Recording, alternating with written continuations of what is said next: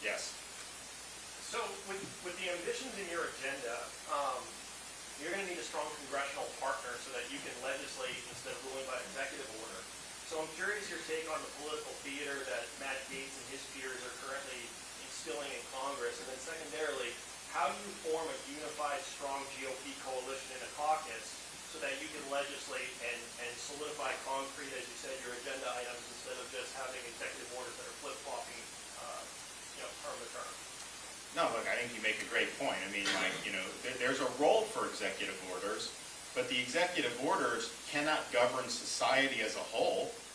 And even when you're doing an executive order about the conduct of the executive branch, the next president can just rip them up. So they don't have staying power. There is a limited role for them, but so you got to legislate things so that that has the staying power. And what you're seeing now is a total clown show up in Washington, D.C. High on political theater, high on kind of the chaos and everything like that.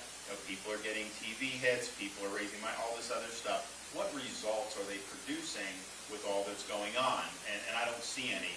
And part of the reason is there's just a lack of leadership. There's a lack of leadership. Some of it's understandable.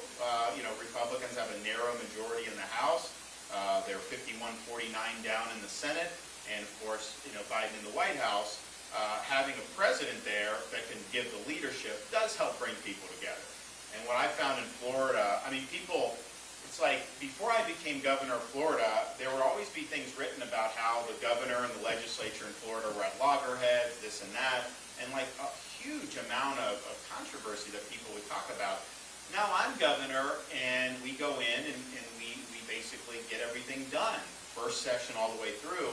And now people go, they just do whatever he wants, they just rubber stamp. But no, that's not the way it works. I was coming in with, there was a history of conflict, and what I had to say is, okay, here's what I want to do.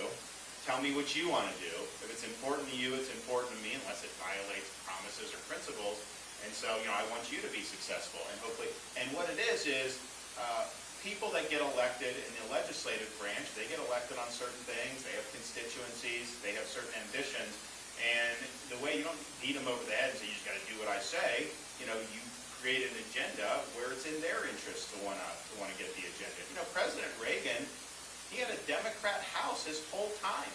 And yet he was able to get the agenda because he went over the heads of the congressmen, spoke to the people like, yeah, we need to change, you guys need to help.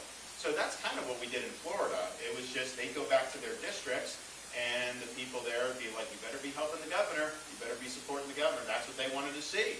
They wanted them to be supporting the agenda. So I think we'll be able to do something similar to that. And people say, oh, what about this person as speaker, that, like, who can you work with? I can work with anybody.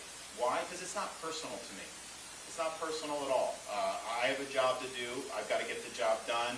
Someone said bad things about me in the past. That bothers some people. Obviously, we see with the Netanyahu comments. That's all about Netanyahu sending a congratulation tweet to Biden in November of 2020. That's why he's attacking him, because that really bothered him.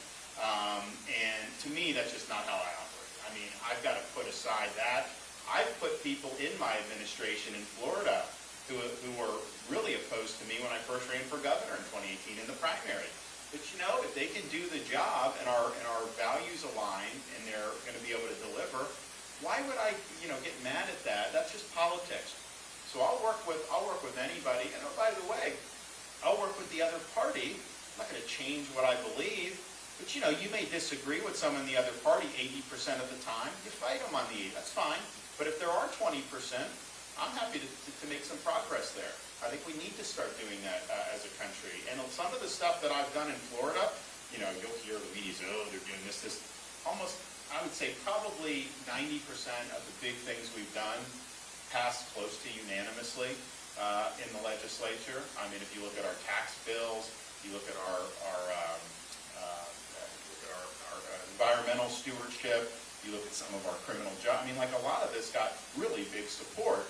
Now, some of those people may not want to necessarily be working with me, but I think they realized this is what the public wanted, so you did it. So that's what you have to do. But you have to have a strategy to actually get this stuff done, and that particularly in the U.S. Senate, where you use this thing called budget reconciliation that has 50 votes to get, but you can only do certain things in that. Biden really expanded what could be done there. His whole agenda, he got through with 50 senators.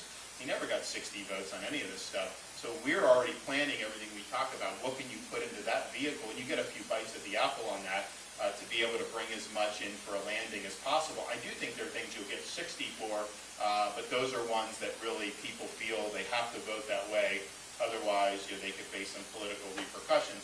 But I'm also mindful, just the incentives in our political system right now are to oppose the other guy. So I get in, there's going to be a lot of incentives on the left to kind of, be very negative. That's fine. You just got to navigate through that, but I recognize that that's there.